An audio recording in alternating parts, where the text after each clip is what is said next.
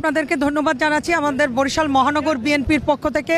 আমি আফরোজা খানম নাসরিন, বরিশাল মহানগর বিএনপির সিনিয়র যুগ্ম আহ্বায়ক। এখানে আমাদের বরিশাল মহানগর বিএনপির যুগ্ম আহ্বায়ক হালিম মির্জা, যুগ্ম আহ্বায়ক জহিরুল ইসলাম লিটু, সদস্য নওশাদ নান্টু, সদস্য নুর ইসলাম পনির, সদস্য সাইদ খোকন।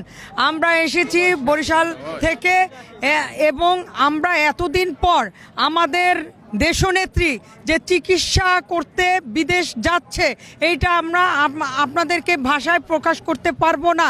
কারণ এতদিন এই স্বৈরা শাসক শেখ হাসিনার কবলে তিনি একটু সামান্য চিকিৎসাটুকু পায় নাই। তাকে এই 4.5 বছর এই কারাগারে বন্দি করে রেখেছে এই স্বৈরাচার শেখ হাসিনা।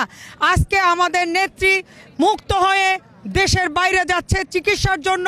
আমরা তার চিকিৎসা করে বাংলাদেশে ফিরে আসবে তার অপেক্ষা করব ইনশাআল্লাহ। আগামী দিনে আমাদের দেশনেত্রী বেগম খালেদা জিয়া এবং আমাদের ভারপ্রাপ্ত চেয়ারম্যান তারেক রহমানের নেতৃত্বে এই বাংলাদেশে আগামী দিনে আমাদের এই দেশের জনগণ একটি সুষ্ঠু ভোটের অধিকার ফিরে পাবে এবং আগামী দিনে একটি সুষ্ঠু নির্বাচনের মাধ্যমে একটি সরকার গঠন হবে। সেই সরকারের প্রধান ইনশাআল্লাহ আমাদের দেশনেত্রী বেগম খালেদা জিয়া হবে এবং আমাদের ভারপ্রাপ্ত চেয়ারম্যান এই বাংলাদেশের নেতৃত্ব দেবেন, সেই আশাবাদ আমরা ব্যক্ত করছি।